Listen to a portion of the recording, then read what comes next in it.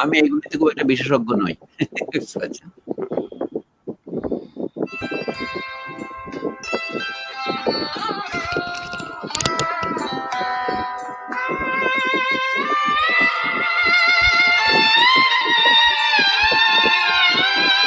মাটির জন্যে এমন হন্যে এমন আকুল হলাম, সে মাটিতে আমার অধিকার। এ মাটির বুকের কাছে মগ্ন আছে আমার অঙ্গীকার, যে ভাষার জন্যে এমন হন্যে এমন আকুল হলাম। নমস্কার, আদাব। আমাদের যারা দর্শক রয়েছেন তাদের সকলকে আমাদের অভিবাদন। আমাদের প্ল্যাটফর্মের পক্ষ থেকে আমরা আজকের অনুষ্ঠান শুরু করছি।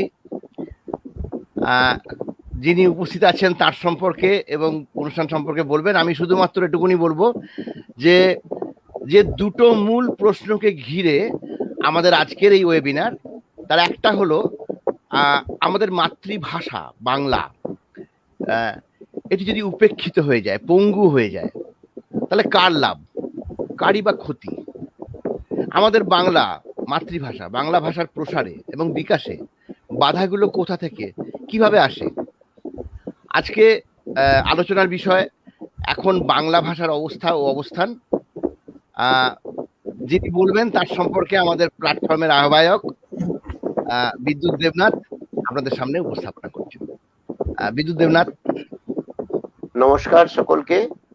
নমস্কার অধ্যাপক সমিউল্লাহ খানকে।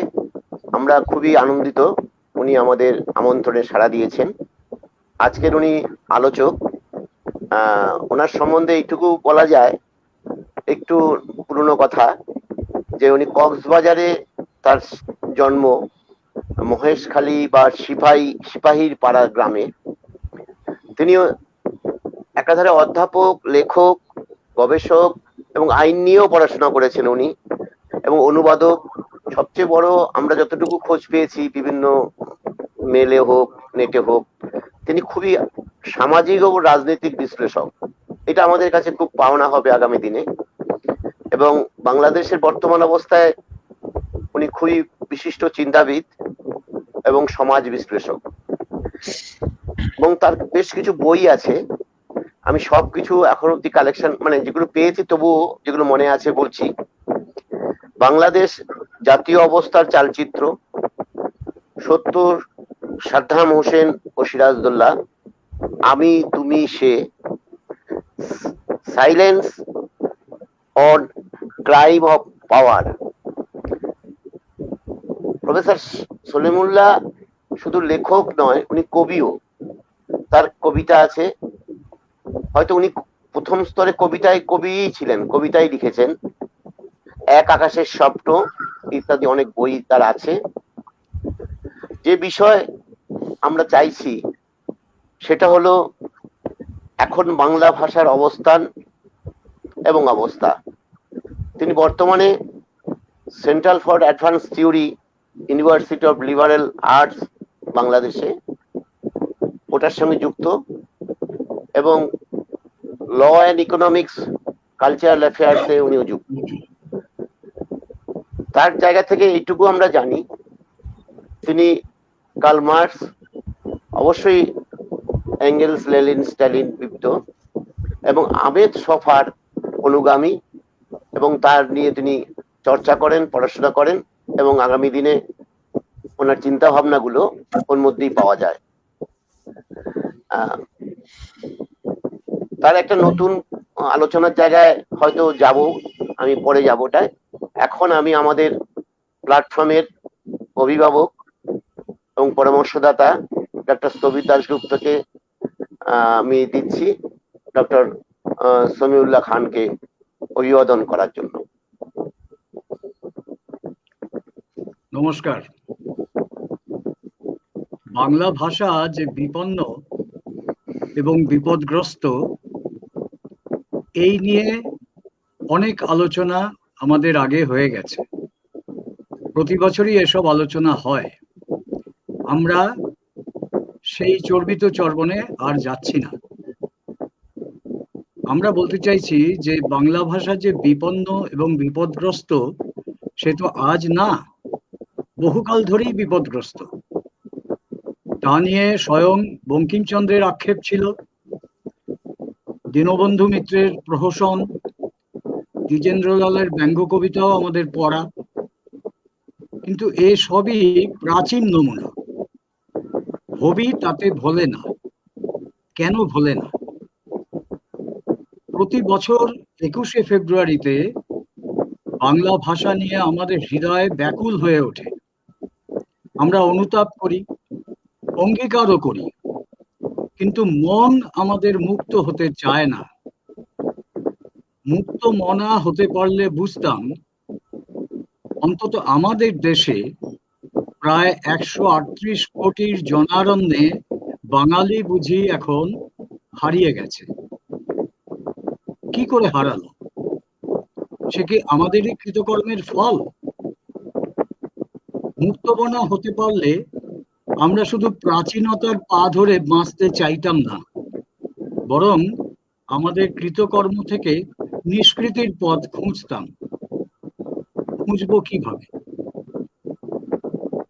এইসব ভাবতে গেলে কবি কমলেশ পালের কবিতা মনে পড়ে, কখনো হারিয়ে গেলে জন্মদাগ দেখে চিনে নিও, লোকটা বাংলা বলে, বাংলা ভাষা জন্মদাগ তার। এইভাবে দেখলে মনে হয় মাতৃভাষার দাবিটা আসলে সভ্যতার দাবি।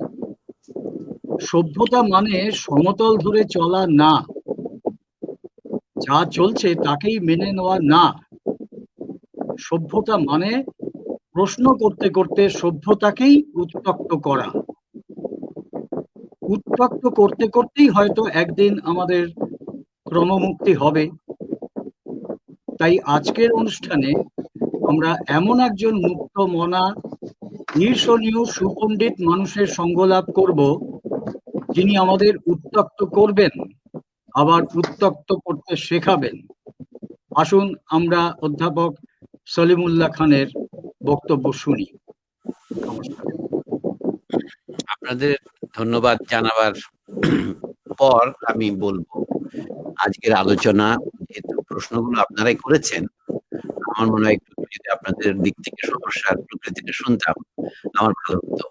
আমি বাংলাদেশ থেকেই শুরু করি, কারণ পশ্চিমবঙ্গে যাওয়ার আগে আমাদের 2009 সনে বাংলাদেশের প্রধানমন্ত্রী, তিনি এখনো প্রধানমন্ত্রী আছেন, জাতিসংঘে বললেন জাতিসংঘের দাপ্তরিক ভাষা হিসেবে বাংলাকে গ্রহণ করতে হবে।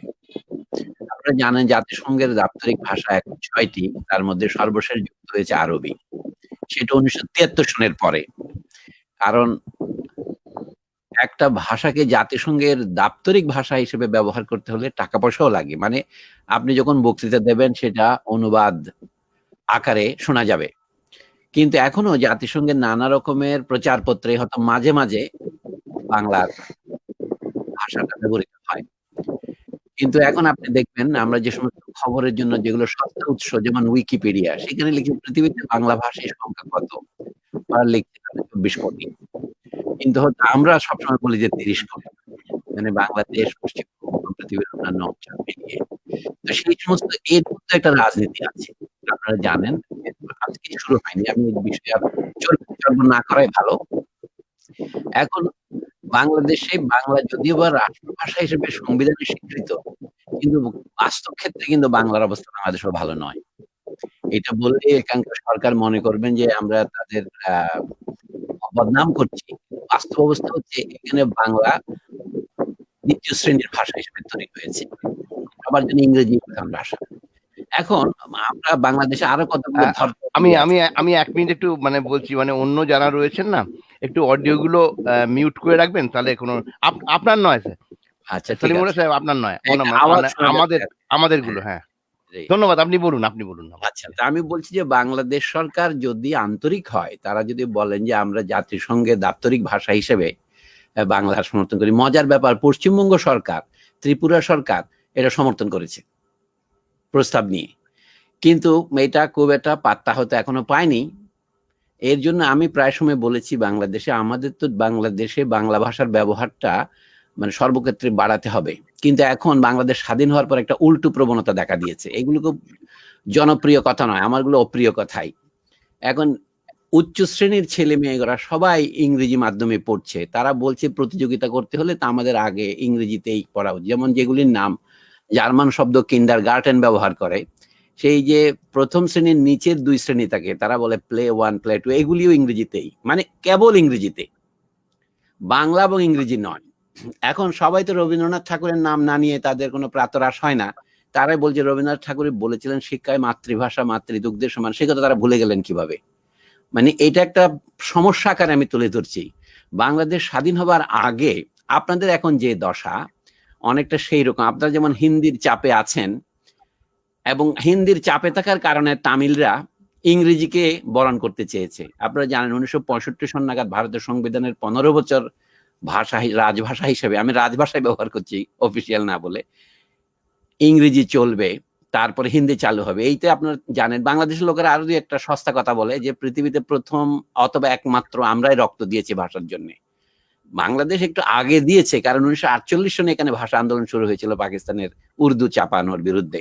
52 সনে এখানে 5 জন শহীদ হয়েছিলেন, সেটা আমরা এখন 21শে ফেব্রুয়ারি করেছি। কিন্তু এইখানে ভাবের ঘরে একটা চুরি আছে, আমি আপনাদের সামনে এটা নালিশ আকারে পেশ করছি, বক্তৃতা আকারে নয়। এই যে আন্তর্জাতিক মাতৃভাষা দিবস 21শে ফেব্রুয়ারি হয়েছে, আগে আমরা বলতাম শহীদ দিবস, অমর 21শে, কিন্তু এখন আন্তর্জাতিক মাতৃভাষার নিচে শহীদ দিবসটা চাপা পড়ে গেছে। এটা এক ধরনের রাজনীতি। ভারতে যেটা হয়েছে, এই যে আপনাদের 3 ভাষা তত্ত্ব, 4 ভাষা তত্ত্ব, আন্তর্জাতিক ভাষা ইংরেজি এবং ভারতের জাতীয় ভাষা হবে হিন্দি, আবার পশ্চিমবঙ্গের প্রাদেশিক ভাষা হবে বাংলা। এখানে যদি অন্য জাতির লোকজন থাকে, সাঁওতালি, তাদের নিজেদের ভাষা থাকবে, তাহলে তাদের 4 ভাষা হয়ে যায়। প্রথমে মনে হয়েছিল এটা নেহেরুজির মহাবুদ্ধির একটা প্রকাশ, কিন্তু এটার মধ্যে যে ভাবের ঘরে ফাঁকিটা আছে, একজন মানুষ কত ভাষা শিখতে পারে? আপনি যত ভালোই হিন্দি শেখেন না কেন, 2-4 জন আছেন পণ্ডিত লোক, তাদের গুর্দা কলিজা অনেক শক্ত, আমি তাদের কথা বলছি না। সাধারণ মানুষের পক্ষে হিন্দি শিখে হিন্দিওয়ালার সাথে প্রতিযোগিতা করে চাকরিতে যেতে যাবে না। এইটা দেখেন, আমাদের মনীষীরা কিন্তু মাঝে মাঝে কিছু পাপ করেছেন, সেটা না বললে হয় না। 1860-এর দশকে ভূদেব মুখোপাধ্যায়, সবাই পারিবারিক প্রবন্ধ আর সামাজিক প্রবন্ধের লেখক, যিনি বা স্বপ্নে লব্ধ ভারতবর্ষের ইতিহাস লিখেছেন, তাদের তখন যে চিন্তাধারা ছিল, তিনি বললেন যে বাংলাদেশেও হিন্দুস্তানি চালু করা যাবে শিক্ষার মাধ্যম হিসেবে, সে 1860-এর দশকে। এটা ধীরে, তারপরে হিন্দুস্তানি যখন হিন্দিতে রূপান্তরিত হলো, আমি খুব সংক্ষেপে বলছি, প্রেমচন্দের আমল থেকে। এখন তারা 1800 পার হয়ে গেল, 1955-তে এসে সুনীতি কুমার চট্টোপাধ্যায় জাতীয় ভাষা কমিশনের সদস্য হিসেবে বললেন যে আমি তো ভুল করেছিলাম হিন্দিকে জাতীয় ভাষার জন্য। হিন্দি জাতীয় ভাষা করণের জন্য তারা 1930-এর দশকে হিন্দি প্রচারণী সভা করেছেন। এই জন্য বলছি কি, মনীষীদেরও মাঝে মাঝে মতিভ্রম হয়, এবং তারা মনে করেছিলেন কি, আসল কথা হচ্ছে তারা মনে করেছিলেন বাংলাদেশের মানুষকে হিন্দিতে রূপান্তরিত করা যাবে। ভূদেব বাবু থেকে শুরু করে সুনীতি পর্যন্ত, আমি অন্যদের কথা আর বেশি বলছি না। তো এর এখন প্রায়শ্চিত্ত করতে হচ্ছে আমাদের। বিষয়টা হচ্ছে ভাষা জিনিসটা একটা অলংকার মাত্র নয়, বা ভাষা জিনিসটা একটা হাতিয়ার মাত্র নয়। ভাষা মানেই হচ্ছে আপনার নিজের অস্তিত্ব। তো এই জিনিসটা বোঝাবার জন্যে আমাদের এখনো সেই সুযোগ হতে আসেনি। বাংলাদেশেও আমি দেখছি সবাই মনে করছে কি যত দ্রুত ইংরেজি শিখতে পারে আমার বাচ্চা, বাংলা শেখার দরকার নেই। কিন্তু সমস্যা হলো এখানে, যদি আপনি ইংরেজি ভালো শেখেন, আমি এখানে দেখতে পাচ্ছি ইংরেজি ভালো শিখলে তো আপনি সেটা বাংলায় বুঝিয়ে দিতে পারবেন, কিন্তু স্কুলে কলেজে যদি আপনি 3য় শ্রেণীর বাংলা শেখেন, তাহলে আপনি যে ইংরেজি পড়ছেন সেটা তো করতে পারেন। একটা উদাহরণ দেই, স্থবির দা বুঝতে পারবেন। ঢাকা বিশ্ববিদ্যালয়ের ছাত্র ছিলাম আমি 40-45 বছর আগে। ঢাকা বিশ্ববিদ্যালয়ের এই বছর 100 বর্ষ পূর্তি হচ্ছে। তারা একটা তালিকা প্রকাশ করেছেন, মোট 100 বছরে ঢাকা বিশ্ববিদ্যালয় 61টি বাংলা বই বের করেছে, তার মধ্যে 26টি খুঁজে পাওয়া যায় না এখন। এটি কি বস্তু? অর্থাৎ একটা দেশে বলে যে ঢাকা বিশ্ববিদ্যালয় বাংলাদেশের স্বাধীনতা সংগ্রামে অবদান রেখেছে, এমনকি পাকিস্তান আন্দোলনেও ভূমিকা রেখেছে সেই সময়।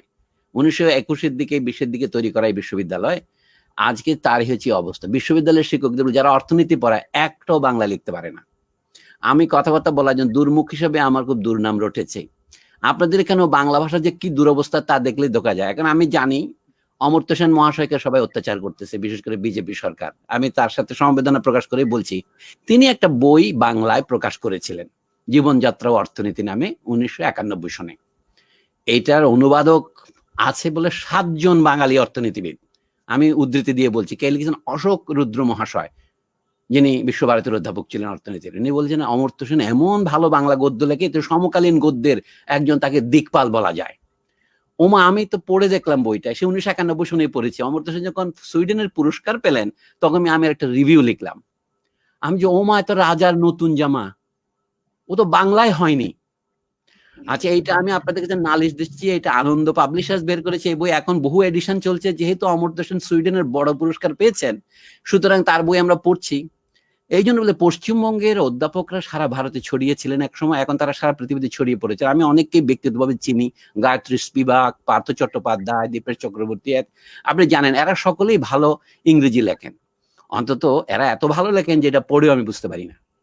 কিন্তু এদের বাংলা আমি পড়ে দেখি, যেমন গায়ত্রী স্পিবাকের বাংলা আমি পড়ে দেখেছি, উনি ডিকনস্ট্রাকশন অনুকার করেছেন অবিনির্মাণ, মানে বাংলা ভাষার সাথেই পরিচয়টা হয়নি। তাহলে এত মেধাবী প্রথম শ্রেণীর বিশ্বজনীন অধ্যাপকদের যদি এই দশা হয়, এমনকি ধরেন রণজিৎ গুহ, যিনি ইতিহাসবিদ হিসেবে জগৎ প্রসিদ্ধ, সাবলটান স্কুল করেছেন, কিন্তু তাদের বাংলা, তারা যে নিম্নবর্গের ইতিহাস বলে একটা বাংলা বই বের করেছেন, আবারও সেই আনন্দবাজার থেকে, ও বই পড়ে কিছু বোঝা যায় না। তাহলে বাংলা ভাষার এই হীন দশা কেন হলো? কারণ হচ্ছে আমরা ইংরেজি এত ভালো শিখেছি, বাংলা শেখার আমরা অর্থ পাইনি। আমি একটু উদাহরণ দিয়ে বলি, যদুনাথ সরকার অথবা রমেশচন্দ্র মজুমদার, তারা ইংরেজি আমাদের চেয়েও ভালো জানতেন এবং তাদের বাংলা অত্যন্ত চমৎকার। এখনো রমেশচন্দ্র মজুমদারের সাথে আপনি রাজনৈতিকভাবে তর্ক করতে পারেন, তার স্মৃতিকথা বা বাংলাদেশের ইতিহাস 4 খণ্ড বা যদুনাথ সরকারের বাংলা প্রবন্ধ সংগ্রহ অসাধারণ ভালো। তাহলে আমার বক্তব্য হচ্ছে 19বিংশ শতাব্দীতে যে পরিমাণ সমৃদ্ধিতে আমরা পৌঁছেছিলাম বাংলা ভাষায়, বা 19বিংশ শতাব্দী মানে তো শুধুমাত্র মধুসূদন আর বঙ্কিম নয়, আরো যারা অধ্যাপকরা ছিলেন তারা অনেক ভালো বাংলা লিখতেন। এখন এই অবনতিটা হলো কিভাবে? ভারতে হয়তো আপনারা বলছেন হিন্দির আধিপত্য, কিন্তু আমি তো বলবো যে এটা পুরোপুরি বিশ্লেষণ হচ্ছে না। হিন্দির আধিপত্য আমরা মেনে নিলাম কেন? এই কথা হতে পারে। আসামের শিলচরে অনেকেই প্রাণ দিয়েছে, আপনারা জানেন, আসামে বাংলা বলার জন্য। যখন দেশভাগের প্রশ্ন উঠলো আপনারা জানেন, তখন শ্যামাপ্রসাদ মুখোপাধ্যায় বললেন যে যদি দেশ ভারতই ভাগ হয় তাহলে আমরা বাংলাও ভাগ করব। আমি অতি সংক্ষেপে বলছি, এই নিয়ে তর্ক করবে অনেকেই। তো এখন প্রত্যেক জেলাতেই ইংরেজরাও বলতো যে জেলার যেটা ভাষা সেখানে তার শিক্ষার মাধ্যম হবে। কিন্তু এখন আমাদের সব জায়গাতে, কি পশ্চিমবঙ্গে কি বাংলাদেশে, সব জায়গাতেই ইংরেজি হচ্ছে শিক্ষার মাধ্যম। ভারতে একটা সমস্যা আছে, যেমন নাগা এবং মিজোদের দেখলে বুঝতে পারেন তারা প্রাদেশিক ভাষা নিয়ে আর ঝামেলা করেনি, হিন্দির সাথে লড়বার জন্য ইংরেজি প্রাদেশিক ভাষা হিসেবে গ্রহণ করেছে। এই সমস্যা যদি শুধু পশ্চিমবঙ্গের হতো আমি বলতাম তা নয়। আপনি দেখেন তামিলনাড়ুতে, চেন্নাইতে, মুম্বাইতে, সব জায়গাতে একই সমস্যা ছিল। 19বিংশ শতাব্দীতে আসেই, আমি বেশি লম্বা কথা বলবো না, 1875-এ দয়ানন্দ সরস্বতী স্বামী যখন পুনেতে গেলেন, তাকে হাতির উপর চড়ানো হয়েছিল। এটা শুধুমাত্র ভাষার ব্যাপার নয়, এটা হচ্ছে তাদের যে আপনাদের সমাজের যেটা প্রধান আমি বলবো রূপ, এটা হলো কাস্ট। এইটা অনেক সময় আমরা মনে, বিশেষ করে যারা আদা মার্ক্সবাদী, আদা বামপন্থী, তারা মনে করে শ্রেণী সংগ্রামী সবকিছু। কিন্তু শ্রেণী সংগ্রাম ভারতবর্ষে যে বর্ণ সংগ্রামের রূপ ধারণ করেছে, বর্ণ কথা তো বহু রকম, বর্ণমানি রং, এবং আপনাদের জাত কথাটা এত বেশি যে রবীন্দ্রনাথ ঠাকুর যখন 1902 সনে ফরাসি পণ্ডিত এন.এস. রেনার প্রবন্ধ, ফ্রেঞ্চ ভাষা যেটাকে বলে কেসকে উন nation, what is a nation, অনুবাদ করলেন, উনি লিখলেন নেশন কি। কারণ ভারতের জাত লিখলে তো অনেক কিছু বোঝায়, কিন্তু এই জাতপাতের সমস্যা আমি বলছি। আপনারা যে প্রশ্ন দুটো প্রশ্ন করেছেন, যে বাংলা ভাষার যদি পঙ্গু দশা হয় কার লাভ, এটার মধ্যে তারা বলছে ভারতে যদি হিন্দি একমাত্র রাষ্ট্রভাষা হয়, বাঙালিদের পক্ষে হিন্দি শিখে ফেলা উচিত। যেমন পাকিস্তান ঠিকই বলেছিল যে উর্দুই পূর্ব বাংলার লোকজনকে গ্রহণ করতে হবে। আপনারা তো এর কথা জানেন, আমাদের সৈয়দ মুস্তফা আলী, সিলহেটের লোক, 1921 সনে রবীন্দ্রনাথের বিশ্বভারতী পড়তে গিয়েছিলেন। উনি আর বাংলাদেশে ফেরেন, পূর্ব পাকিস্তানে আসেননি, 1974-এ মারা গেছেন। তার রচনাবলী ওখানে বেরিয়েছে, দেখেন, পূর্ব পাকিস্তানের রাষ্ট্রভাষা বলে এক প্রবন্ধ উনি লিখেছিলেন। এটা আমি বলি আজও পাঠ্য আপনাদের, 20-30 পৃষ্ঠার একটা ছোট প্রবন্ধ, তার রচনাবলীতে আছে। তো সেইখানে দেখবেন উনি দেখাচ্ছেন যে কোন জাতিকে পঙ্গু করতে হলে আগে তার ভাষাকে পঙ্গু করতে হবে। এবং ভারতে যে হিন্দি, হিন্দু, হিন্দুস্তান, এই স্লোগানের মধ্যে একটা বিরাট আকারের গলদ আছে। হিন্দুস্তান ঠিক আছে, এখন হিন্দুস্তানটা হারিয়ে গেছে। দেখেন এখন ভারতের মধ্যে হিন্দুস্তান চলে গেছে। আমরা হিন্দি এবং হিন্দুকে এক করার ফলে দক্ষিণ ভারতকে কি করবেন? সেইখানে লোক, তারা হিন্দু বটে কিন্তু তারা তো হিন্দি নেবেন না। তখন বলা হচ্ছে একটা আপনার অভিন্ন শত্রু দরকার, মানে সেই শত্রু তো ছিলই। শুধুমাত্র যেটা আমরা দেখেছি শত্রু মানে শুধু মুসলমান সেটা নয়, এখানে ভারতে প্রধান যে দ্বন্দ্ব সেটা হচ্ছে সাধারণ মানুষ, যাদেরকে আপনারা বলতে পারেন অবর্ণ হিন্দু আর বর্ণ হিন্দু। এই যে পশ্চিমবঙ্গে দেখলে তা আমি পৃথিবীতে এরকম ধরনের কাস্ট রিডেন সোসাইটি দেখা যায় না যেরকম আছে। কাজে আমার মনে হয় দুটোকে যদি আপনারা যুক্ত করেন তাহলে একটা সুরাহা হতে পারে। বাংলা পঙ্গু হচ্ছে কি জন্য? পশ্চিমবঙ্গেও আপনারা জানেন 80-র দশকে যে তর্কে আপনারা লিপ্ত হয়েছিলেন, যে প্রাথমিক বিদ্যালয়ে ইংরেজি বই মানে থাকবে কি থাকবে না, ওই বামফ্রন্ট সরকারের আমলে। জিনিসটা পরিষ্কার করে বাংলাদেশেও আমি দেখতে পাচ্ছি, এখানের বড় লোকেরা, এই যে ঢাকা শহরে 4 লক্ষ মতো ছাত্র, তাদের তথ্য অনুসারে বলছি আমি, যে তারা শুধু ইংরেজি মাধ্যমে পড়ে, বাংলা পড়ে না। বাংলাদেশের সবচেয়ে ভালো স্কুলগুলো ইংরেজি মাধ্যমে। এটা কি করে হলো?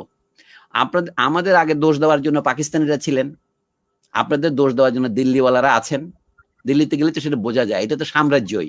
ভারতকে যেটা প্রজাতন্ত্র বলা হয়, যেন বাংলাদেশের সংবিধানে আছে বন্ধু রাষ্ট্রের সাথে সম্পর্ক খারাপ হয় এমন কথা বলা যাবে না, মানে বাক স্বাধীনতার সীমাবদ্ধ হিসেবে বলেছে। এখন ভারত কিন্তু বন্ধু রাষ্ট্র, আমি সবকিছু বলবো না।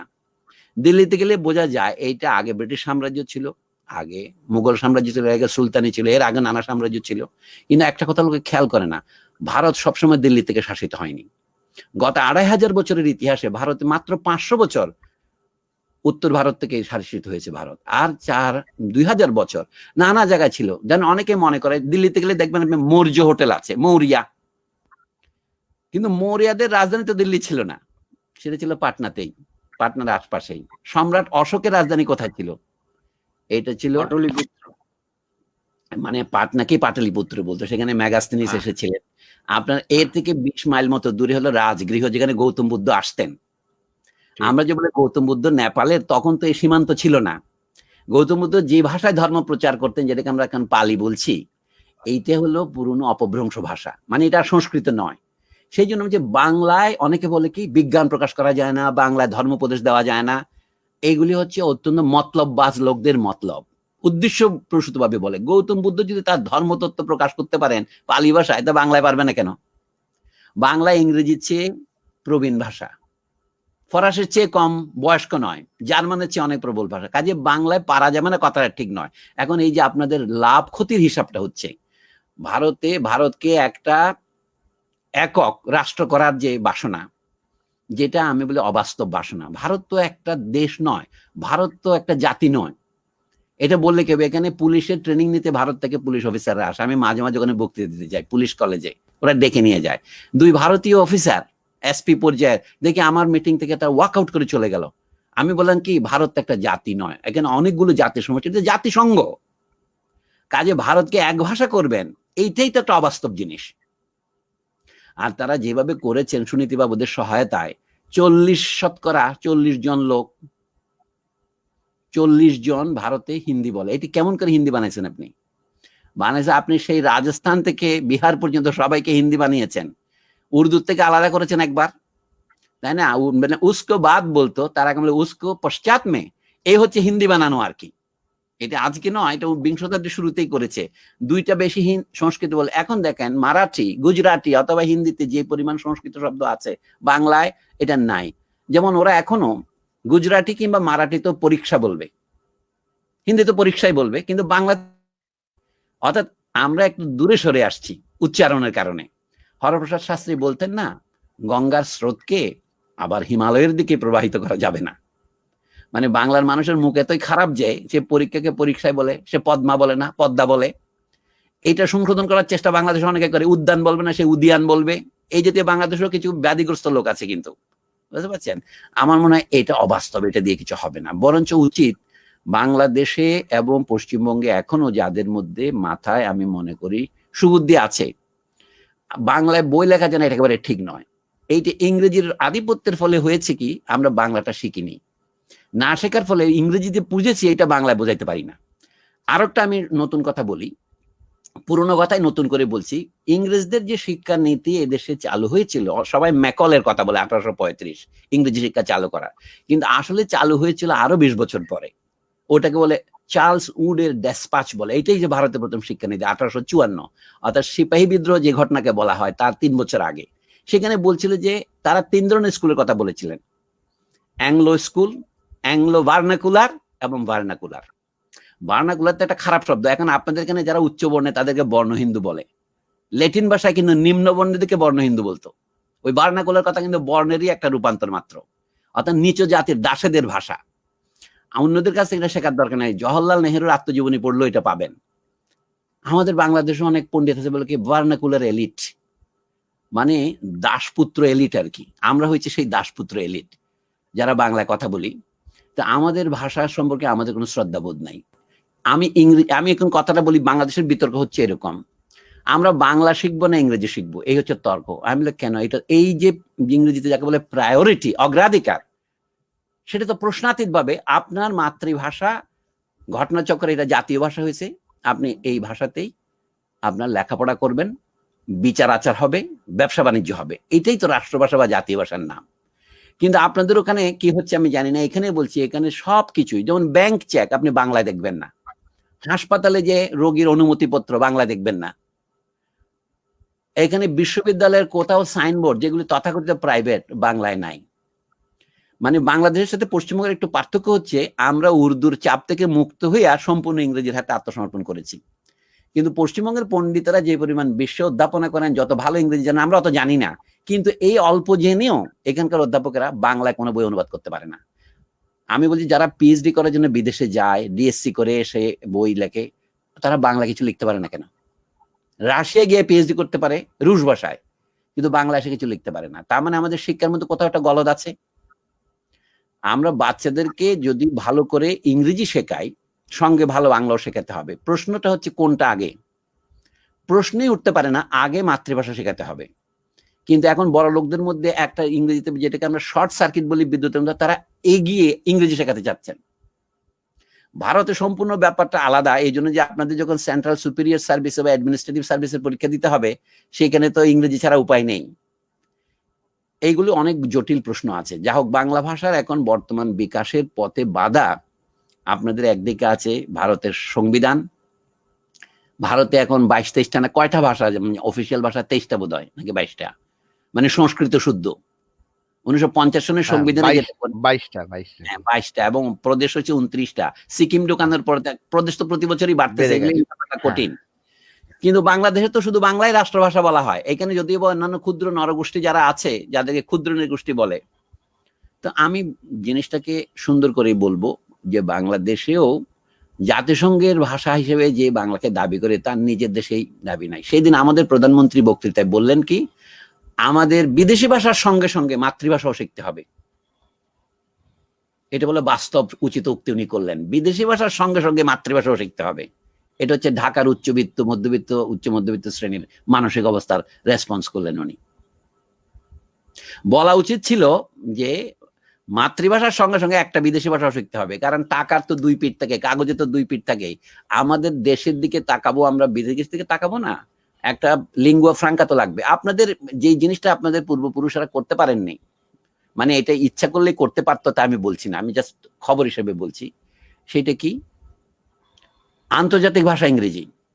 ভারতের লিঙ্ক ল্যাঙ্গুয়েজ ইংরেজি হয়েছে, এটা আপনার আমার চয়েসের ব্যাপার নয়। তার জায়গায় হিন্দিকে বসানোর যে চেষ্টা হচ্ছে, এটাই হচ্ছে সমস্ত নষ্টের মূলে। হিন্দি যে 6 প্রদেশ বা 10 প্রদেশে বলবে, তো সেখানে হিন্দি থাকবেই, আমরা তো বাধা দিচ্ছি না, তাই না? তামিল অঞ্চলে তামিল ভাষা হবে, ওখানে তেলুগু হবে, ওখানে কন্নডিগা হবে, ওখানে মালয়ালি হবে, আমরা তো সেইটাই। এটা দক্ষিণ ভারত মানবে না, খামোকা রক্তপাত করে লাভ কি? অন্ধ্রপ্রদেশকে আলাদা প্রদেশ করার জন্য শ্রীরাম আলু 62 দিন না খেয়ে মারা গেলেন, তখন নেহেরুজির চৈতন্য উদয় হলো। জিনিসটা কি ভালো হলো? আমি বলছি এই যারা দূরদর্শী রাষ্ট্রনীতিবিদ বা যারা যাকে বলা হয় ইংরেজিতে স্টেটসম্যান বলে, তারা তো এরকম করে না। যাই হোক, আমার মনে হয় বাংলাদেশ এবং পশ্চিমবঙ্গে আমরা যারা বাংলা ভাষী, অন্যদের ভাষাকে ছোট না করেও আমাদের নিজেদের ভাষায় উন্নতি করার মতো আমাদের সহযোগিতা করা উচিত। বাংলাদেশের দুর্ভাগ্যবশত অবস্থা খুবই খারাপ। আমি বলতে পারেন আর কি, খারাপ খবর নিয়ে আসতেছি যে এখানে একটা যেমন বাংলা একাডেমি হয়েছে, উদাহরণ যে অনেক মানে বিরাট বোধ একটা কিছু হয়েছে, কিছু না। এটা কি সরকারের সংস্কৃতি বিষয়ক মন্ত্রণালয়ের এটা একটা ডাইরেক্টরেটের মতো ছোট। তারপরে এটা চালায় কি, আমাদের সরকারের নিয়ম হচ্ছে সিনিয়র সচিব, তারপরে সচিব, তারপরে অতিরিক্ত সচিব, এরপর হচ্ছে যোগ্য সচিব। যোগ্য সচিব পর্যায়ের একজন অফিসার এই বাংলা একাডেমি চালান। নাম একাডেমি হলে কি হবে, এটার সাথে ফরাসি একাডেমির কোনো যোগাযোগ নাই, মানেও যোগাযোগ নাই, ভাবেও যোগাযোগ নাই। এটা হচ্ছে একটা ব্যুরোক্রেটিক ডিপার্টমেন্ট। এরা বাংলা ভাষা সম্পর্কে তাদের যে যারা চালাচ্ছেন তাদের নিজেদেরই কোনো জ্ঞান নাই। মানে একটা জাতি যে অধঃপতনের চূড়ান্ত অবস্থায় যেতে পারে। বাংলাদেশ মনে হচ্ছে কি অর্থনৈতিকভাবে উন্নত করছে, আজকে শোনা গেল আগামীকাল আমাদের প্রধানমন্ত্রী এখানে অধিবেশন করবেন, বাংলাদেশ এখন স্বল্প উন্নত দেশ থেকে উন্নয়নশীল দেশে প্রমোশন পাচ্ছে। এই প্রমোশন মালদ্বীপসও পেয়েছে আগে, কিন্তু ভাষা ব্যবহারের দিক থেকে দেখলে বাংলাদেশ কিন্তু উন্নতি করছে না। আপনাদের যদি কোনো ইলিউশন থেকে থাকে, আমার মনে হয় সেটা সঠিক হবে না। আমি আপাতত এইটুকুই বললাম, বেশি বলতে চাই না, কারণ বাংলাদেশ লাভ হবে কার? লাভ হবে যে এখানে আমি শেষ বিচারে বলবো এটাও শ্রেণী সংগ্রামেরই প্রশ্ন। মানে আপনি মনে করেন শব্দটা আমি ধার করে দিলাম বলে কার্ল মার্কসের লেখা থেকে, কিন্তু আমরা সবাই করেছি। হিন্দু মুসলমান বিরোধ করেছি আমরা, এমনকি বাড়িতে নারী পুরুষ বিরোধ করে চলেছি। 40 বছর সংসার করার পর স্বামী স্ত্রী পরস্পরকে বলে তোমার কথা তোমাকে বুঝতে পারলাম না, এটা তো তলেই। তাহলে এইটাই তো আমাদের প্রধান বিরোধ না। কিন্তু যে বিরোধটার কথা আমরা বলি না সেটা কি? সেটা হচ্ছে শ্রেণী বিরোধ। কেন বাংলা না হয়ে ইংরেজি হচ্ছে? এরা তো বাঙালি, কিন্তু এদের শ্রেণী স্বার্থ এত তীব্র, বাংলাকে বঙ্গোপসাগরে বিসর্জন দিতে তাদের 1 মিনিট লাগবে না। কাজে এরা যখন আমার ভাইয়ের রক্তে রাঙানো 21 ফেব্রুয়ারি সবই স্রেফ ভাওতাবাজি।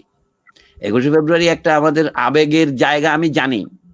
যারা মারা গিয়েছিলেন তাদের স্মৃতিকে আমি অমর করে রাখার জন্য মানে বলি, কিন্তু আমাদের দেশে যারা প্রকৃত প্রস্তাবে রাষ্ট্রনীতি পরিচালনা করেন, আমি কোনো দলের কথা বলছি না, আওয়ামী লীগ, বিএনপি প্রভৃতির দল, সবাই কিন্তু এই বিষয়ে একমত। ইংরেজি তারা তাদের ছেলে মেয়েদের দেশের বিশ্ববিদ্যালয়ে পড়ায় না। একসময় তীব্র প্রতিযোগিতা হতো, হিন্দু মুসলমান প্রতিযোগিতা, এখন সেই প্রতিযোগিতা নাই। এখন হচ্ছে এখানে তো সবাই বেশিরভাগ শতকরা 90 জন মুসলমান হয়েছে, মুসলমান তো মুসলমানকে দাসে পরিণত করতেছে। হিন্দু সমাজে না হয় কাস্ট টাস্ট এইসব আছে, পশ্চিমবঙ্গে গেলে তো আমি কাস্ট আর কিছু দেখতে পাই না, অবাক লাগে। সবই বর্ণ হিন্দু ছাড়া তো সেখানে আর কোনো উচ্চতি কেউ আসে না। আমি মালদহ এবং মুর্শিদাবাদের 2-1 বন্ধুকে চিনি, তারা যে রকম কষ্ট করে বলে যে আপনারা তো কলকাতা এসে চলে যান, আমাদের তো খবরই রাখেন না। আমি যে এখানে অনেক সমস্যা আছে, বাংলা ভাষার ভিতরে অনেক সমস্যা আছে, আমি সেগুলোর কথা বলছি না। আজকে স্কুল কলেজ বিশ্ববিদ্যালয়ে বাংলা মাধ্যম হবে কি হবে না, এই দ্বিধাহীন, মানে এটা তো আমাদের দ্বিধাহীন ভাবে সিদ্ধান্ত নেওয়া উচিত ছিল। আমরা ইংরেজি শিখবো কিনা সেটা প্রশ্ন নয়, আপনি কোন শ্রেণী থেকে পড়েন। বাংলাদেশে দেখেন, আমি যখন বিশ্ববিদ্যালয়ে যাওয়ার আগে স্কুলে পড়তাম 1960-এর দশকে, আমরা 3য় শ্রেণী থেকে একটা ইংরেজি পাঠ্য বই পাই। আমাদের দেশে যখন জেনারেল এরশাদ ক্ষমতায় আসেন 1982-এর পরে, তিনি 1ম শ্রেণী থেকে ইংরেজি বই চালু করলেন। কিন্তু আমার মনে হয় 12 বছর স্কুলে ইংরেজি শেখার পরেও শতকরা 95 জন ছেলে মেয়ে না পারে ইংরেজি লিখতে, না পারে বলতে, না পারে ইংরেজিতে ফাংশনাল হতে। তাহলে এই শিক্ষার দরকারটা কি? অনেকগুলো প্রশ্ন আমাদের তুলতে হবে আর কি। জাতীয় শিক্ষানীতি বলতে যে জিনিসটা আছে সেটা আমাদের নেই। এখন বাংলাদেশ সরকার আরো ঘোষণা করেছে কি সরকারি খরচে বিদ্যালয়গুলো 1ম শ্রেণী থেকে ইংরেজি মাধ্যমে করবে। তারা 1ম প্রকল্প শুরু করছে, প্রত্যেক জেলায় একটি করে পাইলট প্রজেক্ট করবে। এই জন্য বলছে পৃথিবী কোন দিকে যাচ্ছে, তাদের ধারণা গ্লোবালাইজেশন মানে বাংলা বিসর্জন দেওয়া, বাংলার দরকার নাই, হবে ইংরেজি বললেই হবে। দুঃখের বিষয় হচ্ছে কি তারা এটা পারবেন না। ইংরেজি আমলে ধরেন কৃষি রিপোর্ট গুলো ইংরেজিতে লেখা হতো, তো সাধারণ কৃষক বুঝবে কি করে? বলে আপনারা সেটা অনুবাদ করে দেন। ম্যাকলের শিক্ষানীতি তো ছিল আমরা এমন একদল ভারতীয় চাই যারা চেহারায় সুরতে ভারতীয় হলো, মেজাজে হবে ইংরেজ, এবং যারা অনুবাদ করে তাদের স্বদেশবাসীর কাছে আমাদের বিদ্যা পৌঁছিয়ে দেবে। কিন্তু সেটার পরিণতিতে আমরা দেখলাম। আর এখন আমি শেষ কথাটাই বলি, ভাষার ক্ষেত্রে আমরা কতটুকু ইংরেজি শিখেছি ব্যবসা করার জন্য সেটা বাদ দিলাম, সাহিত্যের দিকে তাকালে বোঝা যায় আমাদের ভারতবর্ষে কেউ কেউ আছেন, অমিতাভ ঘোষ ধরেন, যারা ইংরেজিতে লিখে নাম করেছেন, অথবা অবাংলা ভাষী সমাজের মধ্যে বিক্রম শেঠ, এই উদাহরণগুলো অনেকে দেয় যে ইংরেজি সাহিত্য করেও তো আমরা একটা মহা কিছু করতে পারি। কিন্তু যে দেশ নিজের সাহিত্য নিজের ভাষায় করতে পারে না, তার পক্ষে কোন রকমের আত্মপ্রসাদ লাভ করার উপায় নাই। আমাদের এখানেও দেখা যাচ্ছে কি বাঙালিরা অনেক ইংরেজি শিখেছে। আমরা সবাই উদাহরণ দিই, মাইকেল মধুসূদন দত্ত এবং বঙ্কিমচন্দ্র চট্টোপাধ্যায়, তারা প্রথম জীবনে একটু ইংরেজি লেখার চেষ্টা করে ঢাকাকে ফিরে এসছেন। এখনকার যুগে আমরা অনেক উদাহরণ দেই, জোসেফ কনরাড পোল্যান্ডের লোক, তিনি 20 বছর বয়সে ইংরেজি শিক্ষা, মহা ইংরেজি দেখভাল হয়েছেন। মনীষীদের কথা আলাদা, কিন্তু আমরা সাধারণ মানুষ ইংরেজি শিক্ষা, ইংরেজি সাহিত্য অবদান রেখে আমাদের দেশের লাভ কি? অনেকের ধারণা কি বাংলাদেশ যদি ইংরেজিকেই তার জাতীয় ভাষা হিসেবে গ্রহণ করে তাহলে তার উপকার হবে। এটা হলো ইংরেজি আমলের দেশি খ্রিস্টানদের মতো। তারা একটা উন্মত্ত গর্ববোধে ভুক্ত যে আমরা খ্রিস্টান রাজার জাত, কিন্তু ইংরেজরা তাদেরকে কখনো ইংরেজ বলে গ্রহণ করবে না। এমনকি পর্তুগিজ বংশোদ্ভূত আমাদের ডিরোজিও, যাকে আমরা একজন মহা হিরো হিসেবে বলি, উনি ইংরেজিতেই লিখেছেন। আর কি করবেন, আমরা তাকে ভারতবর্ষের কবি হিসেবে সম্মান করি। আমাদের এখানে ইংরেজিতে লেখার অনেক লোক আছে, কিন্তু আমাদের জনশিক্ষার ক্ষেত্রে তাদের অবদান কি? আমি শেষ করি কথা এইভাবেই, যদি আমরা বাংলা ভাষার উন্নতি চাই তাহলে শিক্ষা ক্ষেত্রে বাংলাকে ব্যবহার করতে হবে। এটা না করলে আপনার বই তৈরি হবে না। লোকের ধারণা মুরগি আগে না ডিম আগে, এটা একটা তর্ক করে লোকে। এটা বলে রিজনিং ইন সার্কেলস। আপনি বৃত্তাকারে যুক্তি দিবেন, আগে ডিম না আগে মুরগি। এখানে পরিষ্কার এটা বলছে কি, এটা হলো আলেকজান্ডারের যেটা বলে গর্ডিয়ান নট। আপনাকে যে গিরা খোলা জানে তাকে কোপ দিয়ে কাটতে হয়। কিভাবে কাটবেন? আপনি যদি চাহিদা তৈরি না হয় তাহলে বই কিন্তু লেখা হবে না। আমরা বই লিখবো, পাঠ্য বই, পরিভাষা, এগুলি হচ্ছে খারাপ যুক্তি। যেমন আমাদের চিকিৎসা বিজ্ঞান বাংলায় পড়ানো যায় না তারা বলছে, কিন্তু 19বিংশ শতাব্দীর মাঝামাঝি পর্যন্ত চিকিৎসা বিজ্ঞান তো সবই বাংলায় পড়ানো হইতো, কলকাতাতেই, ঢাকাতেও। অথবা রাধানাথ শিকদার যিনি এভারেস্ট জয় করেছেন, তারা তো সব পত্রিকা বাংলাতেই করতেন। এই যে ভারতের ভূগোল, হিমালয়ের উচ্চতা যিনি মেপেছেন, সব বই তো বাংলায় লিখেছেন। সেই সময় রাজেন্দ্রলাল মিত্র, যার জন্ম 1822 ধরেন, 1850 বিবিধার্থ সংগ্রহ মাসিক পত্রিকা, এগুলি অতি উন্নত মানের পত্রিকা ছিল। সেই বলে আজকে আমরা ত্রিকোণমিতি, জ্যামিতি, পাটিগণিত এগুলি যে বলি, এগুলি তো ওদেরই তৈরি করা। এই যে আমরা কেপ অফ গুড হোপকে উত্তমাশা অন্তরীপ বলি, ওনারা করেছেন। এখন আমাদেরকে আর কিছু করার নাই। আমি তো আমাদের দুর্গতির বিবরণ দিলাম। অমর্ত্য সেনের জীবনযাত্রা অর্থনীতি পড়লে বোঝা যায় আমাদের কি অবনতি হয়েছে। এই বই পড়ে বাংলা না ইংরেজি বোঝা যায়, বরং ইংরেজি বোঝা যায়, বাংলা বোঝা যায় না।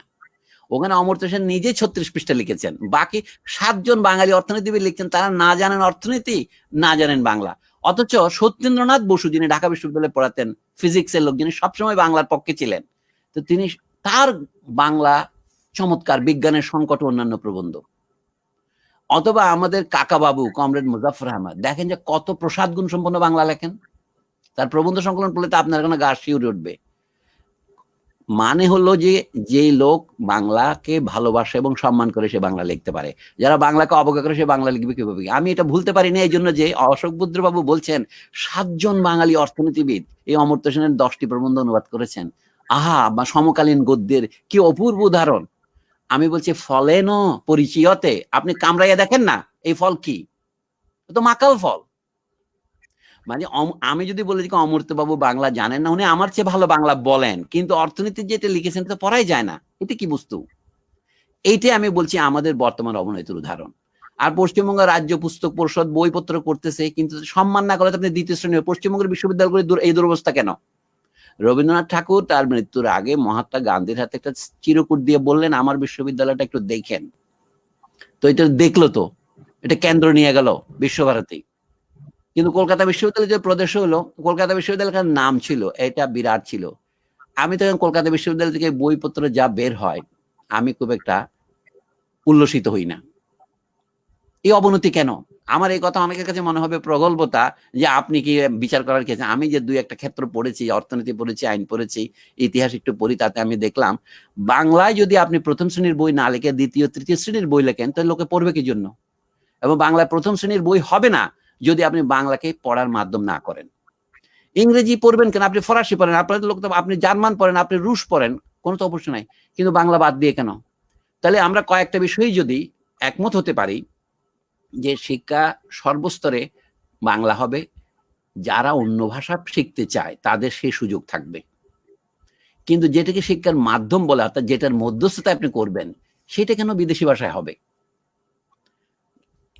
একটা কারণে হতে পারে যে, মনে করেন আপনাকে বলবে কি, আপনি চাকমা ভাষায় পড়াইতে পারবেন, তো বই নাই।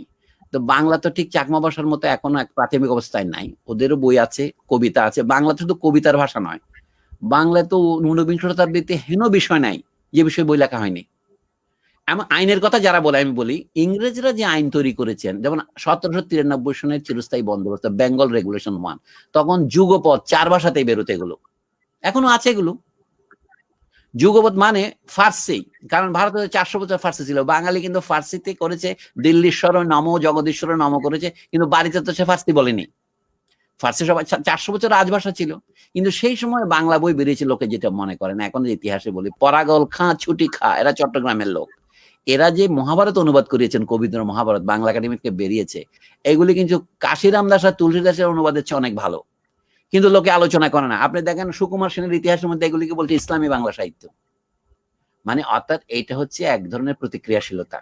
তাহলে আমি রবীন্দ্রনাথকে বলবো কি বাংলার শ্রেষ্ঠ ব্রাহ্ম সাহিত্যিক, মাইকেলকে বলবো কি বাংলার শ্রেষ্ঠ খ্রিস্টান সাহিত্যিক? এইভাবে ধর্ম দিয়ে তো ভাষাকে বাদ করা যায় না। আমি বলছি বাংলা ভাষার উন্নতি পূর্ব বাংলায় যেটা হয়েছে পঞ্চদশ শতকে, শাহ মোহাম্মদ সগীর থেকে আলী রাজা পর্যন্ত, এরা সব দার্শনিক, কিন্তু এই যে সাম্প্রদায়িক কারণে এদের অস্তিত্বকে স্বীকার করে না তারা। আলী রাজা তো আমাদের চট্টগ্রামের লোক। জ্ঞান সাগর তার বই নাম, এইটার পিএইচডি করেছে সুইডেনে এক লোক, নাম দিয়েছে দ্য ওশান অফ লাভ। জ্ঞান সাগরের অনুবাদ করেছে ওশান অফ লাভ। আমেরিকান এক ভদ্রলোক পিএইচডি করেছে সুইডেনের স্টকহোম বিশ্ববিদ্যালয়ে। আমি ওই বইটা ধরে নিয়ে আসছি। আমার বক্তব্য হচ্ছে বাংলা ভাষায় অনেক উন্নত মানের লেখা হয়েছে পঞ্চদশ, ষোড়শ, সপ্তদশ, অষ্টাদশ পর্যন্ত, ঊনবিংশ শতাব্দীতে হয়েছে। এখন হঠাৎ করে বাংলা নিচে নামবে কেন? আমি কোনো অর্থ খুঁজে পাই না। অর্থ হচ্ছে এক জায়গাতেই, ভারতে একটা এজেন্ডা আছে, তারা ভারতকে একটা জাতি বানাবে, হিন্দি হিন্দু হিন্দুস্তান। এতে পশ্চিমবঙ্গ 1947 সনে পা দিয়েছিল। এই পা দেওয়াটা ঠিক হয়নি, কিন্তু না হলেও ইতিহাসকে উল্টানো যায় না, ইররিভার্সিবল। এখন পশ্চিমবঙ্গে আপনাদের যে গণতান্ত্রিক অধিকার ভারতের ভিতরে, সেইটাতে তো বাংলা করা যায়, করা যাচ্ছে না কি জন্য? শেষ কথা হলো ভারতের যে উচ্চ মধ্যবিত্ত, ভারতে এখন 5 কোটি হলো মধ্যবিত্ত শ্রেণী, তার চেয়েও বেশি। তো এর মধ্যে সবাই তো ইংরেজিতেই প্রতিযোগিতা করে, ইংরেজির সাথে তো বাংলা পারবে না। শুধুমাত্র তো ভালোবাসা দিয়ে, দেশপ্রেম দিয়ে কি জয় করা যাবে এই বাস্তব শক্তিকে? এই স্বতন্ত্র কথা। পাকিস্তান আমলে বাংলাদেশের লোকেরা যত বাংলার জন্য কান্নাকাটি করেছিল, এখন তা করছে না। এখন বাংলাদেশের উচ্চ শ্রেণী যারা মুক্তিযুদ্ধের ব্যবসা করতেছে, তারাও কিন্তু বাংলার সাথে আমি বলবো বিশ্বাসঘাতকতা, বেঈমানি করতেছে। এ পরিষ্কার। এরা তো নিজেদের ছেলে মেয়েদের একটাও বাংলা মিডিয়াম স্কুলে পড়াচ্ছে না, তো দেশের উন্নতি হবে কিভাবে? যা হোক, এখন আপনাদের কথা একটু শুনি। আমি অনেক তো বললাম, শরীর আজকে একটু জ্বরে আক্রান্ত, এই জন্য বেশি কথা বলতে পারছি না। স্থবিরদা বলেন দেখি, আপনার কথা একটু শুনি। না, এই প্রসঙ্গে আমার মনে পড়লো যে 71 সালের পর বাংলাদেশ থেকে ডাক্তারি বইগুলোর বাংলা অনুবাদ হয়েছিল। যেমন আমাদের ডাক্তারিতে ডেভিডসনের মেডিসিনের বই খুব বিখ্যাত ছিল এক সময়। আমরা যখন ছাত্র ছিলাম তখন ওই বই পড়েই বড় হয়েছি। তো সেই বইয়ের পুরোটার বাংলা অনুবাদ করা হয়েছিল 3টে ভলিউমে। 3টে ভলিউম আমার কাছে আছে, কিন্তু তারপরে আর কিছু হয়েছিল কিনা আমার জানা নেই, আমি পাইনি কোথাও। এখন কথা হলো যে কেন যে তারপরে আর বাংলা ভাষায় ডাক্তারি বিজ্ঞান অনুবাদ হলো না, অনুদিত হলো না, সেটা আপনার কথা শুনে আজকে মোটামুটি স্পষ্ট হলো। আমরা এখানে বসে কিছু কিছু কাজ করার চেষ্টা করি, যেমন আমরা কয়েকজন বন্ধু বান্ধব মিলে, ডাক্তাররা মিলে একটা চিকিৎসা বিজ্ঞান কোর্স কয়েক বছরের চেষ্টায় আমরা তৈরি করেছি। সেটা আনন্দ পাবলিশার্স থেকে পাবলিশড হয়েছে বছর 3 আগে। আর আমি নিজে বাংলায় লেখাজোখা করার চেষ্টা করি। আমার মতো অনেকেই আছেন যারা বাংলায় লেখার চেষ্টা করেন। সেটা কতটা জনগ্রাহ্য হয় সেটা ঠিক বুঝতে পারি না। তো ফলে আমাদের একটা বিভ্রান্তি বলুন বা আমাদের একটা কষ্ট বলুন মনের মধ্যে আমাদের রয়েছে। আর আমরা যে কোথায় আমাদের সমস্যা সেটা তো আপনি মোটামুটি স্পষ্টই করে দিলেন। সেইটাই আসলে আজকের আলোচনার সুর, যে বাংলাদেশে এই বাংলা ভাষার প্রভাব এবং বিস্তৃতির বিকাশের বিরুদ্ধে কোন শক্তি দাঁড়িয়ে আছে সেটা মোটামুটি বললেন। আমাদের এখানেও ঠিক তাই, এই হিন্দি, হিন্দু আর হিন্দুস্তানি এই স্লোগানের মধ্যেই বাংলা ভাষাটা চাপা পড়ে গেছে। এইটা যদি আমরা মুক্তমনা হই তবেই তো বুঝতে পারবো। সেই কারণেই প্রথমে বলেছিলাম যে আমাদের মুক্তমনা হওয়া ছাড়া এই মুহূর্তে আর কিছুই করণীয় নেই। তো মুক্তমনা হওয়াটা যত সহজে আমরা বলি ততটাই কঠিন। আপনিও জানেন, আমিও জানি, আমরা সকলে জানি। তো আজকে আপনাকে আমি আমি আসলে অনেকটা বিরক্ত করব বলে তৈরি হচ্ছিলাম মনে মনে, কিন্তু আপনার শারীরিক অবস্থার কথা ভেবে আপনাকে আর আজকে আমি বেশি বিরক্ত করব না।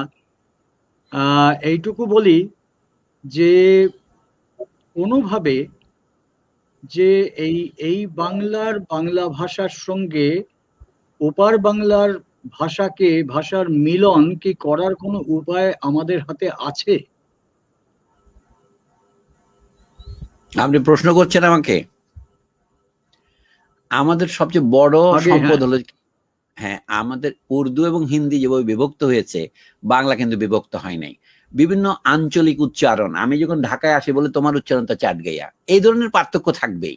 এইগুলি অনেকে এগুলিকে বড় সমস্যা মনে করে। এইটা আরেকটা সমস্যা বলি, সমস্যা কোনটা বড় কোনটা সমস্যা ছোট, এই যদি আপনি স্তরভেদ করতে না পারেন তাহলে তো আপনি এগোতে পারবেন না।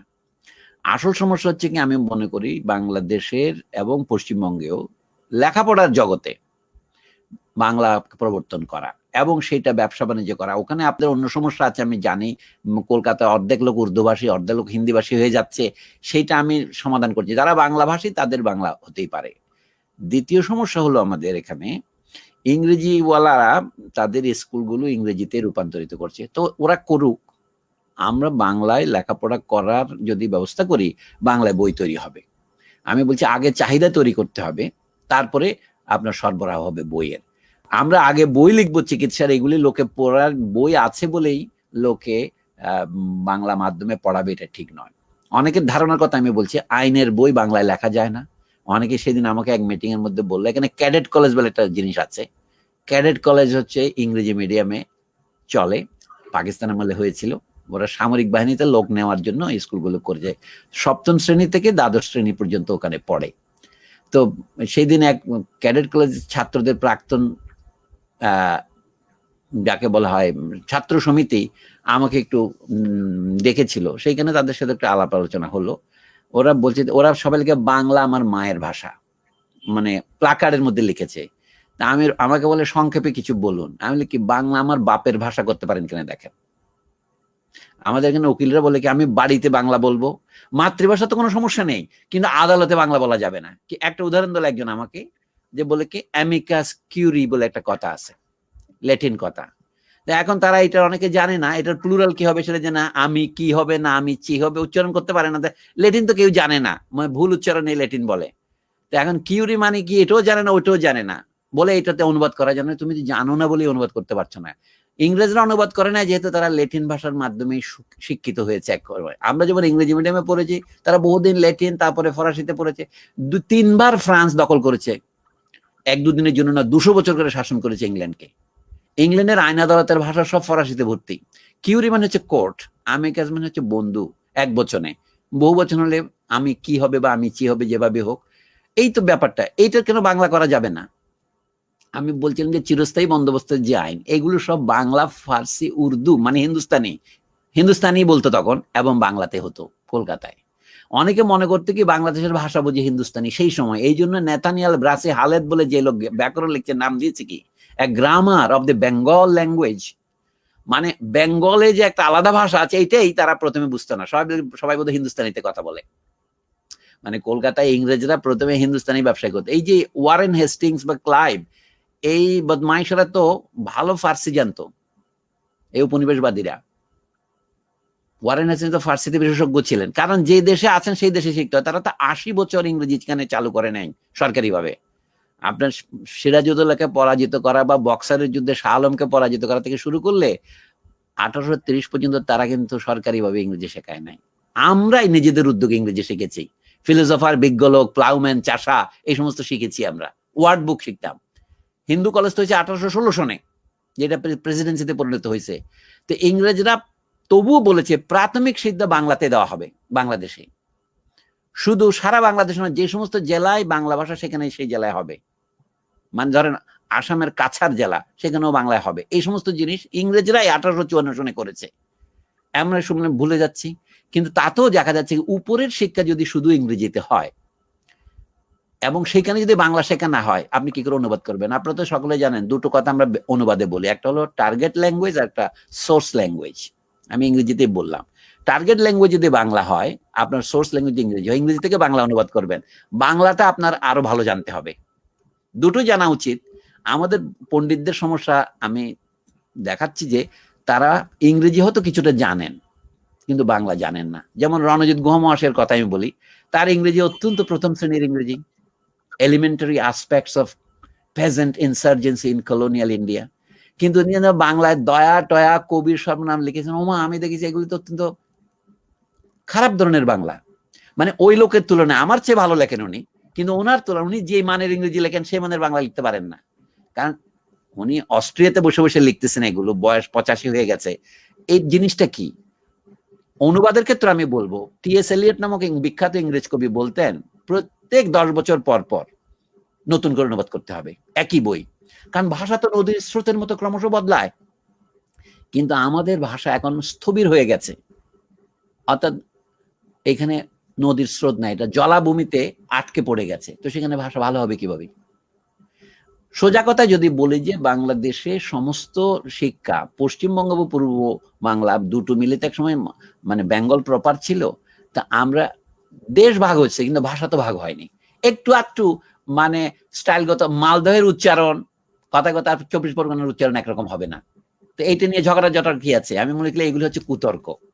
আসল তর্ক হচ্ছে বাংলা এখনো এক ভাষাই, এটা আমাদের জন্য পরম সৌভাগ্যের বিষয়। কাজে এই বাংলা ভাষাকে যদি আমরা সহযোগিতার মাধ্যমে করি অনেক ভালো হয়। এখানে বাংলাদেশে শুধু অভিধান হয়, সেই অভিধান নাকি পশ্চিমবঙ্গে বেশ বিক্রি হয়, আমি দেখলাম, অন্য বই হয় না। পশ্চিমবঙ্গে তো আগে একটু ঐতিহ্যগতভাবে বিদ্যা চর্চা হতো, সেই বিদ্যা চর্চা পশ্চিমবঙ্গ এখন নিম্নমানের হয়ে যাচ্ছে।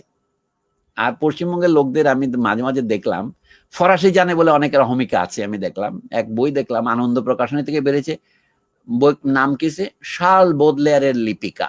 বোদলেয়ারের একটা কবিতার বই আছে, লে ফ্লর দু মাল ছাড়া আরেকটা বই আছে, নাম হলো স্প্লিন দু পারি, যেটার অনুবাদ হতে পারে পেরির বিষাদ। তো উনি অনুবাদ করেছেন শার্ল বোদলেয়ারের লিপিকা। ফাদার মেথু যে শিলকে উৎসর্গ করা, ভদ্রলোকের নাম কি যেন, গৌতম পাল। তা আমি দেখলাম যে উনি ফরাসি জানেন কিন্তু বাংলা তো জানেন না। এই হচ্ছে সমস্যা আমাদের। উনি ফরাসিতে এমএ করেছেন, ওখানে লিখছেন, কিন্তু পদে পদে বাংলাটা হচ্ছে না। এই জন্য বলি আলোচনাটা যদি অব্যাহত না থাকে, একজন অনুবাদ করলো আরেকজন আবার পুনরনুবাদ করবে, সমালোচনা করবে, কিন্তু কোনো কিছু সমালোচনা নাই।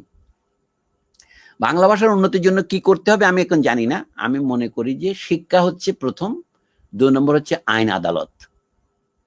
বাংলাদেশে এখন বলা হচ্ছে মানে নেপালে তো বহুদিন থেকে নেপালি ভাষায় উচ্চ আদালতে রায় দেওয়া হচ্ছে, তো বাংলাদেশে দিতে পারবে না কেন? আর ভারতে অনেকে বলবে কি তাহলে পশ্চিমবঙ্গ হাইকোর্টে বাংলা দিবে না কেন?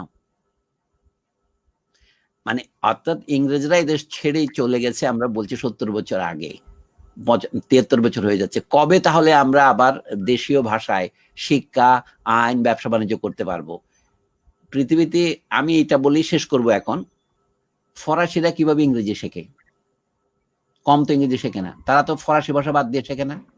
জাপানিরা কিভাবে ইংরেজি শেখে? তারা তো জাপানি বাদ দিয়ে শেখে না। পৃথিবীতে ক্ষুদ্রতম দেশগুলো নেন আপনি, ফিনল্যান্ড নেন, হাঙ্গেরি নেন, যাদের জনসংখ্যা 1 কোটিও নয়, তারা তো নিজেদের ভাষা বাদ দিয়ে ইংরেজি শিখছে না, কিন্তু ইংরেজি তারা ভালোই শিখছে।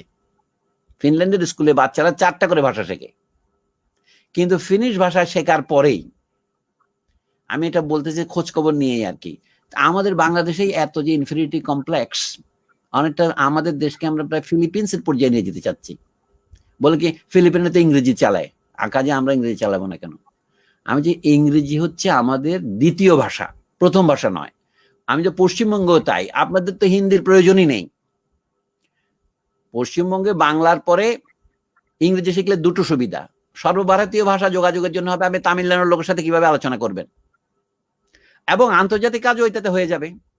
আপনারা যদি রেগে যান নাগাল্যান্ড এবং মিজোরামের মতো, বলে ইংরেজি আমাদের প্রাদেশিক ভাষা, কারণ হিন্দির সাথে তো বাংলা দিয়ে আর পারছেন না। যে এরকম প্যাঁচ দিয়েছে, বাংলাদেশ যদি ঐতিহাসিকভাবে বিভক্ত না হতো, আমি বলছি যদির কথা নদীতে বিভক্ত হয়ে গেছে যখন, সেটা দিলে আর লাভ নাই। না হতো বাংলা ভাষা তো হিন্দির চেয়ে সংখ্যাতেও কম হতো না। এইখানে যে শুভঙ্করের ফাঁকি আছে, ভারতের যে আদমশুমারি যেটা বলি আমরা, আপনাকে বলেন লোকগণনা, এই যে ভাষার পার্থক্য লক্ষ্য করেন, আমাদের এখানে আদমশুমারি বলে, ওখানে লোকগণনা বলে। এইগুলি হচ্ছে এক ধরনের কৃত্রিম পার্থক্য তৈরি করা। তো লোকগণনায় দেখা গেল যে হিন্দি ভাষী ভারতের 40% জন। ভারতের বৈশিষ্ট্য হচ্ছে কি একটি প্রধান ভাষা নেই, কোনো ভাষাই ভারতে মেজরিটি লোকের ভাষা নয়। তো সেইখানে পশ্চিমবঙ্গে আজকে এই দুরবস্থায় পড়েছে যে আপনারা বলছেন, এইটার থেকে উদ্ধারের জন্য আমার মনে হয় রাষ্ট্রীয় পর্যায়ে আপনারা, এখন তো পশ্চিমবঙ্গে দেখছি যে জয় বাংলা স্লোগান দিতেছে, জানেন এটা তো রাজনৈতিক ভাবে কি হচ্ছে জানি না। এটা যদি সত্যি ভোটে জেতার কৌশল মাত্র না হয়ে জয় বাংলা বলতে যদি বাংলা ভাষা বোঝানো হয় তাহলে তো খুবই ভালো। কিন্তু বাংলাদেশ তো জয় বাংলা স্লোগান দিয়ে স্বাধীন হয়েছে, এখন বাংলাকে তো এখানে একেবারে নর্দমায় ফেলে দিয়েছে। এই জন্য আমি বলছি কি ভবিষ্যতের কথা একটু স্বতন্ত্রভাবে আমাদের মনে রাখা উচিত। জাতীয়তাবাদ জিনিসটা হয় কি, এটাও ধর্মের মতোই দুর্ভাগ্যগ্রস্ত, মানুষের মধ্যে উত্তেজনা তৈরি করে, কিন্তু উত্তেজনা তৈরি করে মানুষকে আপনি বিপদগামী করেন। যখন আপনি গাছে উঠবেন তখন মইটা লাফতে দিয়ে ফেলে দিবেন। এটাই হচ্ছে বাংলাদেশের কৃষকদের সমর্থন নিয়ে পাকিস্তানিদের বিরুদ্ধে লড়াই করে বাংলাদেশ স্বাধীন হয়েছে। এখন স্বাধীন হওয়ার পর কৃষকরা চলে গেছে এখন একেবারে অধপতিত শ্রেণীর মধ্যে। এই জন্য আমি শেষ বিচারে বলবো, মানুষের মধ্যে অনেক ধরনের পার্থক্য আছে, নারী পুরুষ পার্থক্য আছে, হিন্দু মুসলিম পার্থক্য আছে, কিন্তু সবচেয়ে বড় পার্থক্য যেটা, সেটা হচ্ছে শ্রেণীগত পার্থক্য। আপনি ইংরেজির উপরে ভরসা রাখবেন না বাংলার উপর ভরসা রাখবেন, এটা কিন্তু এই শ্রেণী দ্বন্দ্বের উপরে নির্ভর করছে। এই যদি যেটাকে বলা হয় গতিশীল শক্তি আপনার কিভাবে চলছে, বলছে কার্ল মার্কস ক্যাপিটালের শুরুতে বলেছিলেন lodge of motion of modern society. আধুনিক সমাজ কোন বিধি অনুসারে চলে, আমরা তো এটা উনি ফিজিক্স থেকে নকল করে বলছেন আর কি। মানে আমরা যখন লজ অফ মোশন বলি, সমাজেরও লজ অফ মোশন আছে, কিভাবে মরে, এইটাই হচ্ছে এই শ্রেণী সংগ্রাম। বড় লোক ছোট লোক এই ভেদটা এখন বড় হয়ে উঠেছে, অন্তত বাংলাদেশের মতো সমাজে। যখন জাতীয় স্বাধীনতা অর্জিত হয়েছে, এখন তারা বিদেশের একেবারে দাসত্ব করতে তাদের কিছুই বাজে না, এবং একেবারে লজ্জাহীন ভাবে করতেছে কাজটা। এটা বলার সময় অনেকে আমাকে বলে আপনি কি ইংরেজি শিক্ষার বিরোধী? আমি ইংরেজি শিক্ষার বিরোধী হবে কেন? আপনি বাংলা বাদ দিয়ে ইংরেজি শিখছেন কেন? আমাদের নীতি হওয়া উচিত বাংলা এবং ইংরেজি। তারা করছে কি শুধু ইংরেজি, এইটুকুই পার্থক্য, আর কিছু নয়। আমার 3টা প্রস্তাব। প্রথম হচ্ছে কি, প্রথমে বাংলা, তারপরে বিদেশি ভাষা। বিদেশি ভাষা বলতে আপাতত ইংরেজি। ভারতে যদি আপনাদেরকে হিন্দি চাপানো হয় সেটা বাংলার পরে। কিন্তু আপনি যেহেতু বক্তৃতা দিতে যান, আমি দেখেছি আপনাদের মানে প্রণব বাবু মুখার্জি জেনে গেলেন, তার বক্তৃতা শুনে একসময় আমার খুব হাসি পেল। মানে বলে আমি তো হিন্দি বলতে পারি না, সেই জন্য ভারতের প্রধানমন্ত্রী হতে পারি নাই, মানে হালকা মুডে বলেছিলেন আর কি। কথাটা একেবারে ফেলনা নয়। তো বাংলাদেশের আপনাদের এখানে যারা আমরা ইংরেজি বলি, আমরা তো সব বাঙ্গাল, আমাদের ইংরেজি তো হয় না। আপনাদের মমতা ব্যানার্জি বলেন অথবা প্রণব দাই বলেন, এদের সবার ইংরেজি শুনলে আমার হাসি পেত আগে, মানে আরেকজন কম বয়স ছিলাম। এটা ঠিক ইংরেজি হয় না। আমার পক্ষে হিন্দি বলাও সম্ভব নয়, উর্দু বলাও সম্ভব নয়, ওই ঘুরে ফিরে একটা বাঙালি বলি। কিন্তু কাজ, জীবন সংগ্রামের হাতিয়ার তো বিদেশি ভাষা। কিন্তু বাংলার জায়গায় ইংরেজিকে বসানোর যে অপচেষ্টা, এটা মারাত্মক, এটা ক্ষতিকর। এই পথে কিন্তু আমাদের মধ্যবিত্ত শ্রেণী হেঁটে চলেছে। মধ্যবিত্ত কথাটা অনেক বড়, বাংলাদেশের সবচেয়ে বড় লোক যারা, তারা নিজের মধ্যবিত্তে বলে। প্রধানমন্ত্রীর উপদেষ্টা ধরেন এখানে সালমান এফ রহমান, তিনিও বলেন আমি মধ্যবিত্ত। বাংলাদেশের সবচেয়ে বড় ধনিক যারা, তারা নিজের মধ্যবিত্ত বলে। অথবা মুকেশ আম্বানিও মধ্যবিত্ত বলবে নিজেকে। আমি কি করব? তো যা হোক, আমার মনে হয় শিক্ষা এবং অন্যান্য ক্ষেত্রে প্রশাসন, বিচার ইত্যাদির ক্ষেত্রে পরে হবে। আইন যে বাংলায় লেখা যায় না এটা সম্পূর্ণ মিথ্যা। বাংলাদেশের আইন কিন্তু সব এখন বাংলায় হচ্ছে, কিন্তু উচ্চ আদালতে গিয়ে সেটা বাংলায় প্রয়োগ করে কোনো বিচার করা হচ্ছে না। এই ক্ষেত্রে বলবো আর কি, মধ্যবিত্ত শ্রেণী ক্ষমতা পাওয়ার পর বাংলাদেশে এখন তারা নিজেদের একটা শ্রেণীগত শ্রেষ্ঠত্ব প্রমাণের জন্য তারা ইংলিশ অনলি এই পদ্ধতিতে চলে গেছে। আমি আপাতত তাহলে আপনারা যদি অনুমতি দেন আমি বিদায় নিতে চাই। যদি আপনারা আর কিছু বলেন একটু শুনি আর কি, আমি আর আজকে হ্যাঁ, ডক্টর দাশগুপ্ত, বিদ্যুৎ দেবনাথ দা, আমাদের সময়ও একদম ঠিক হয়ে গেছে। আমার মনে হয় উনিও বলেছেন ওনার আজকে একটু শারীরিক সমস্যাও আছে, ভ্যাকসিন নিয়েছেন তার পরবর্তীকালে। তাহলে ডাক্তার দাশগুপ্ত, শ্রী বিদ্যুৎ দেবনাথ, আমরা কি আজকের মতন অনুষ্ঠান শেষ করতে পারি একটা সেই গানের লাইন শুনতে শুনতে? হ্যাঁ, নিশ্চয়ই প্লিজ। পারি।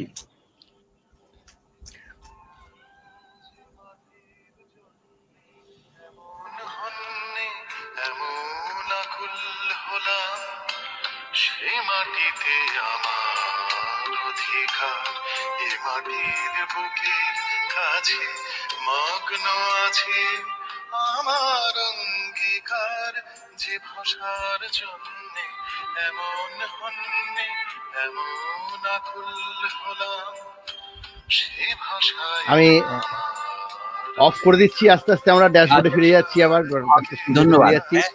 আপনাদের সকলকে শুভরাত্রি, ভালো থাকুন, আবার দেখা হবে পরবর্তী অনুষ্ঠানে।